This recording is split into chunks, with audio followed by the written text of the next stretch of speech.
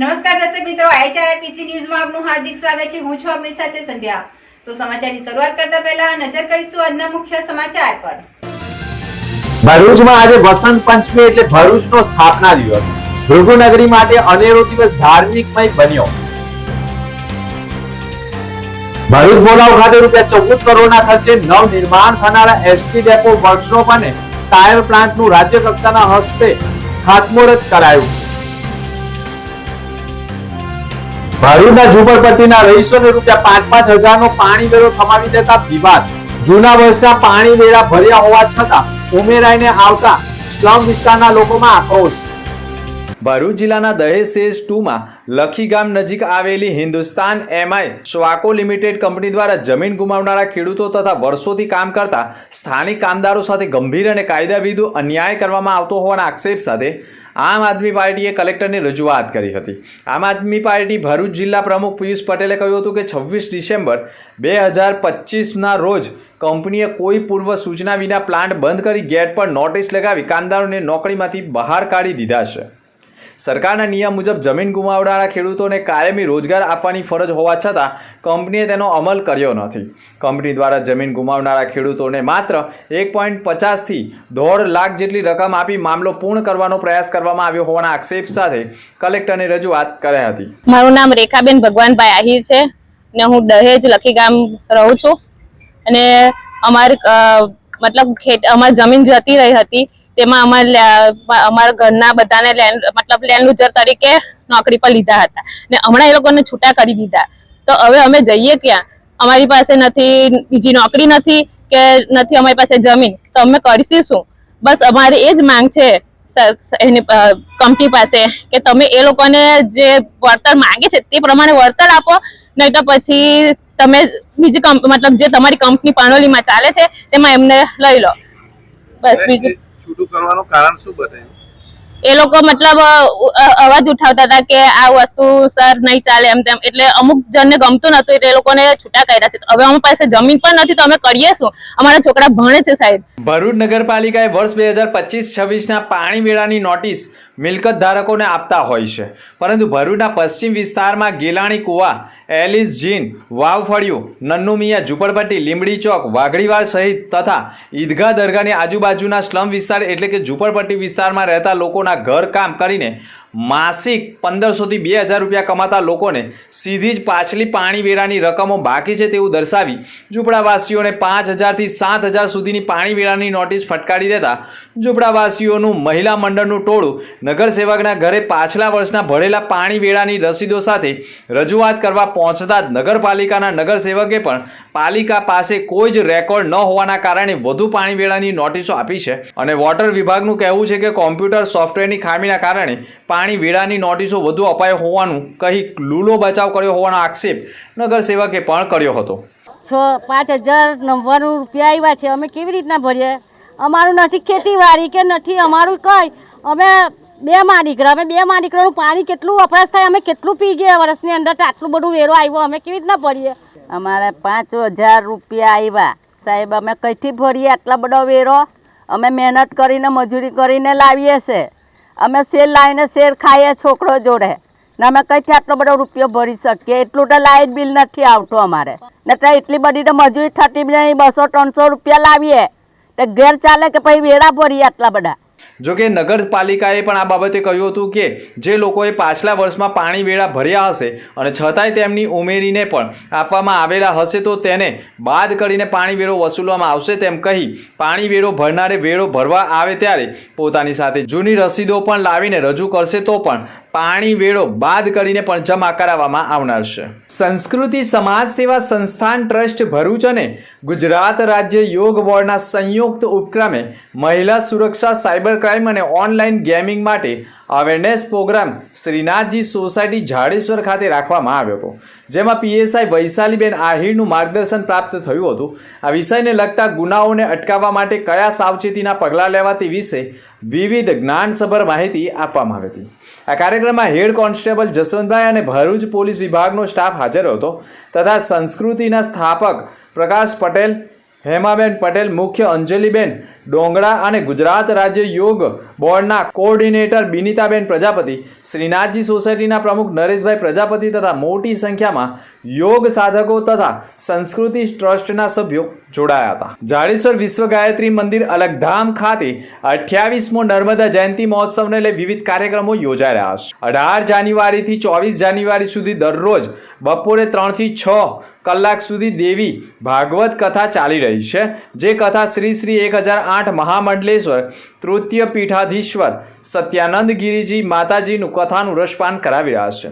આજે કથાના 5મા દિવસે માતાજીએ કથામાં વિશેષ રસપાન કરાવતા કહ્યું હતું કે આપણે ક્યારે પણ કોઈની જાણતા અજાણતા ભૂલથી પણ કોઈ ભૂલ ન કરવી. તદુપરાંત આપણા ઘર આંગણે આવેલા સાધુ સંતોનું પણ અપમાન ક્યારેય પણ કરવું ન જોઈએ. જાડેશ્વર વિશ્વ ગાયત્રી મંદિરે 28મા નર્મદા જયંતિ મહોત્સવને લઈને હાલ તૈયારીઓ ચાલી રહી છે. વિવિધ કાર્યક્રમોમાં પણ યોજાઈ રહ્યા છે. આગામી 25 જાન્યુઆરીના રોજ મા નર્મદાજીનો પ્રાગટ્ય દિવસ ભવ્ય ઉજવણી અને દિવ્ય સાથે થઈ રહી છે. આવનાર સમયમાં એટલે કે જાડેશ્વર વિશ્વ ગાયત્રી અલગધામ મંદિર ખાતે શ્રી શ્રી 1008 મહામંડલેશ્વર સ્વામી અલગગીરીજી મહારાજના પાવન સાનિધ્યમાં કાર્યક્રમ યોજાનાર છે. જાડેશ્વર વિશ્વ ગાયત્રી મંદિરે 28મો મા નર્મદા જયંતિ મહોત્સવમાં હાલ વિવિધ કાર્યક્રમોનું આયોજન થઈ રહ્યું છે. 18 જાન્યુઆરીથી 24 જાન્યુઆરી સુધી દેવી ભગવત કથાનું તથા 25 જાન્યુઆરીથી 24 કુંડી નવચંડી યજ્ઞ સવારે 8 થી બપોરે 1 કલાક અને સાંજે 5 કલાકે નર્મદા જયંતિ મહોત્સવની ઉજવણી કરાશે. જેમાં 1.25 લાખ દીવડાની મહાઆરતી, ભવ્ય અન્નકૂટ, ભવ્ય આતશબાજી, માં નર્મદા મહાપૂજા તથા 1008માં નર્મદાને સારી અર્પણ પણ કરવામાં આવશે. મહાઅભિષેક, 52 ગજની ધજા રોહન સાથે મહાપ્રસાદીનું પણ આયોજન કરવામાં આવનાર છે. ગુજરાત રાજ્ય માર્ગ વાહન વ્યવહાર નિગમ દ્વારા ભરૂચ જિલ્લામાં મુસાફરોની સુવિધામાં વધારો કરવા અને નિગમની કાર્યક્ષમતા વધારવા માટે ભોલાવ ખાતે નવનિર્મિત થનાર એસટી ડેપો, વર્કશોપ તથા અત્યાધુનિક ટાયર પ્લાન્ટનો ખાતમુહૂર્ત સમારંભ યોજાયો હતો. રાજ્યમાં જળ સંપત્તિ મંત્રી ઈશ્વર પટેલના હસ્તે બંને પ્રકલ્પનું ખાતમુહૂર્ત કરવામાં આવ્યું હતું. આ કાર્યક્રમ બાદ આમોદ ખાતે નવનિર્મિત એસટી બસ સ્ટેશનનું પણ લોકાર્પણ કરવામાં આવ્યું હતું. આ પ્રસંગે ભરૂચ નગર સેવા સદનના પ્રમુખ વિભૂતિબા યાદવ, જિલ્લા પંચાયતના કારોબારી સમિતિના ચેરમેન ધર્મેશ મિસ્ત્રી, ભાજપના આગેવાન મારુતિસિંહ અટોદરિયા, પ્રાંત અધિકારી મનીષા માનાણી, ડેપો મેનેજર વિશાલ છત્રી સહિતના અધિકારીઓ અને એસટી વિભાગના કર્મચારીઓ ઉપસ્થિત રહ્યા હતા. ભોલાવ ખાતે બનનારા ₹14 કરોડના ખર્ચે બનનારા નવો ડેપો મુસાફરો માટે આધુનિક સુવિધાઓથી સજ્જ હશે અને બસોના જાળવણી માટે અદ્યતન સુવિધાવાળો વર્કશોપ પણ ઊભો કરવામાં આવ્યો છે. ટાયર પ્લાન્ટ દ્વારા પણ એસટી નિગમની બસો માટેના ટાયરોનું પણ લોકલ લેવલે મેનેજમેન્ટ સારું થાય તેવા ફાયદાકારક સાબિત થનાર છે. વીસીટી મહિલા આર્ટ્સ એન્ડ કોમર્સ કોલેજ ખાતે 23/1/2026ના રોજ વીર નર્મદ દક્ષિણ ગુજરાત યુનિવર્સિટી ઇન્ટર કોલેજની બહેનોની ખો-ખો ટુર્નામેન્ટનું આયોજન કરવામાં આવ્યું હતું. જેમાં મુખ્ય અતિથિ તરીકે ડૉક્ટર હસમુખભાઈ પટેલના હસ્તે રિબિન કટ કરવામાં આવી હતી. તેમજ ઉદ્ઘાટન કાર્યક્રમમાં મહેમાન યુનુસભાઈ માજરા તથા સલીમ અમદાવાદી ઉપસ્થિત રહ્યા હતા. દરેક કોલેજના કોચ, રમતના મેનેજરો પણ હાજર રહ્યા હતા. સ્પર્ધામાં જુદી જુદી કોલેજની 11 ટીમોએ અને 132 ખેલાડીઓએ ભાગ લીધો હતો. યુનિવર્સિટી ખો-ખો ટીમ સિલેક્શન કમિટીના સભ્યો દ્વારા સ્પર્ધાના નિયમો વિગતો આપી હતી. મુખ્ય અતિથિ શ્રી દ્વારા સ્ત્રી સશક્તિકરણ માટેની પ્રેરણાદાયક વક્તવ્ય આપ્યું હતું. સ્પર્ધકોનો ઉત્સાહ વધાર્યો હતો. ખેલદિલીના ભાવના જગાડવા માટેના પણ પ્રયાસો કરવામાં આવ્યા હતા અને ખાસ કરીને ખો-ખો સ્પર્ધા માટે રમતની પ્રતિજ્ઞા પણ તમામ ટીમોના સ્પર્ધકોને લેવડાવવામાં આવી હતી. આજે વસંત પંચમીના પાવન પર્વના દિવસે ભરૂચ શહેરના સ્થાપના દિવસ તરીકે ઉજવાય છે. નર્મદા નદીના કિનારે વસેલું અને ભૃગુ ઋષિના આશ્રમથી ઓળખાતું ભરૂચ શહેર ભારતના અતિ પ્રાચીન શહેરોમાંનું એક ગણાય છે. પુરાણો અનુસાર મહર્ષિ ભૃગુએ પણ લક્ષ્મીની માલિકી હેઠળ આવેલા આ વિસ્તારમાં કામચલાઉ નિવાસની મંજૂરી માગી હતી. બાદમાં અહીં તેમણે પોતાનો આશ્રમ સ્થાપ્યો હતો અને જીવનસભર આ સ્થાન ક્યારેય છોડ્યું નહોતું. આજે પણ નર્મદા નદીના કિનારે ભૃગુ ઋષિનો આશ્રમ આ ઐતિહાસિક વારસાની જીવંત નિશાની તરીકે ઊભો છે. પ્રાચીન સમયમાં આ શહેર ભૃગુકચ્છ તરીકે ઓળખાતું હતું, જેનું નામ મહર્ષિ ભૃગુના નામ પરથી પડ્યું હતું. ભરૂચ નામ વિશે પણ એક રસપ્રદ માન્યતા પ્રચલિત છે. કહેવાય છે કે હાલનું ભરૂચ નામ અંગ્રેજી શબ્દમાં બ્રોચ પરથી ઉતરી આવ્યું છે. પ્રાચીન સમયમાં ભરૂચ એક વિશાળ બંદર હોવાથી અરબસ્તાન અને ખાડીના દેશોના વેપારીઓ અહીં સતત આવન જાવન કરતા અને ઈરાનના ફારસી લોકોએ પણ આ શહેરને બ્રોન્ચ નામ આપ્યું હતું. બ્રોન્ચ શબ્દને જુદા કરીએ તો બ્ર એટલે ટેકરો અને ઓચ એટલે વસેલું, અર્થાત ટેકરા પર વસેલું શહેર. સમય જતાં જ બ્રોચ શબ્દનો અપભ્રંશ થઈ ભરૂચ બન્યું હોવાનું માનવામાં આવે છે. ભરૂચના ઇતિહાસકાર અને પ્રોફેસર મિનલબેન દવેના મત અનુસાર ભરૂચનો ઇતિહાસ હજારો વર્ષ જૂનો છે. પ્રાચીન સમયમાં ભૃગુકચ્છ તરીકે ઓળખાતું ભરૂચ રોમ, ગ્રીસ અને ઇજિપ્ત જેવો દેશ સાથે વેપાર માટે જાણીતું બંદર હતું. નર્મદા નદી મારફતે થતો વેપાર ભરૂચને સમૃદ્ધિ અને વૈશ્વિક ઓળખ આપતો હતો. આજે ભરૂચ ઇતિહાસમાં વેપાર, સંસ્કૃતિ અને સંસ્કારોનો અનોખો સંગમ જોવા મળે છે. ભરૂચે અનેક સાહિત્યકારો પણ આપ્યા છે, જેમાં કનૈયાલાલ માણેકલાલ મુનશી, પંડિત ઓમકારનાથ ઠાકોર અને સુંદરમનો સમાવેશ થઈ શકે છે. જ્યારે ભરૂચમાં સોનાનો પથ્થર, સોનાનો પુલ અને સોનારી મહેલ પણ 3 સ્થળો ખૂબ જ જાણીતા બન્યા છે. આજે પણ ભરૂચના જૂના શહેર વિસ્તારમાં નર્મદા નદી નજીક આવેલા ઊંચા નીચા ટેકરા આ માન્યતાને સાબિત કરતા દેખાય છે કે ભરૂચ શહેર પોતાના પૌરાણિક મૂળ, વૈભવી ઇતિહાસ અને વૈશ્વિક વેપારિક ઓળખ સાથે આજે પણ ગૌરવભેર ઊભો છે. ભરૂચના ભૃગુ ઋષિ મંદિરના ટ્રસ્ટી અશ્વિનભાઈ હિડિયાએ કહ્યું હતું કે ભૃગુ ઋષિ ત્રેતા યુગમાં તેમના શિષ્યો સાથે આ ભૃગુકોટ શહેર વસાવ્યું છે અને ભાર્ગવ સમાજના ઈષ્ટદેવ પણ છે. જેથી ભાર્ગવ સમાજ દર વર્ષે વસંત પંચમી એટલે કે ભરૂચ સ્થાપના દિવસ નિમિત્તે શહેરમાં આવેલા ભૃગુ ઋષિ મંદિર ખાતે વિવિધ ધાર્મિક કાર્યક્રમોનું આયોજન કરવામાં આવે છે અને મંદિરોમાં મહર્ષિ ભૃગુ ઋષિને પણ કેસર સ્નાન સહિતની વિશેષ પૂજન અર્ચન અને હવન સહિતના કાર્યક્રમો કરવામાં આવે છે.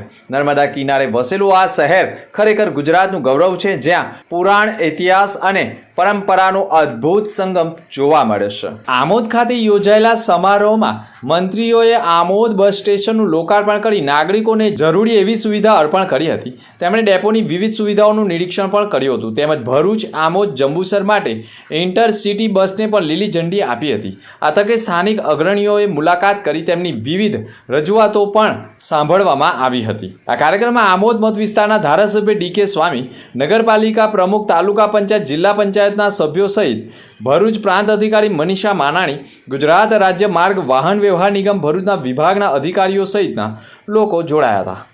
અંતમાં ફરી એક નજર આજના મુખ્ય સમાચાર પર. ભરૂચમાં આજે વસંત પંચમી એટલે ભરૂચનો સ્થાપના દિવસ. ભૃગુનગરી માટે અનેરો દિવસ ધાર્મિકમય બન્યો. ભરૂચ બોલાવ ખાતે ₹14 કરોડના ખર્ચે નવ નિર્માણ થનારા એસટી ડેપો, વર્કશોપ અને ટાયર પ્લાન્ટનું રાજ્ય કક્ષાના હસ્તે ખાતમુહૂર્ત કરાયું. ભરૂચના ઝુંપડપટ્ટીના રહીશોને ₹5,000 હજારનો પાણી વેરો થમાવી દેતા વિવાદ. જૂના વર્ષના પાણી વેરા ભર્યા હોવા છતાં ઉમેરાઈને આવતા સ્લમ વિસ્તારના લોકોમાં આક્રોશ. તો હતા અત્યાર સુધીના સમાચાર. નવા સમાચાર સાથે ફરી મળીશું. નમસ્કાર.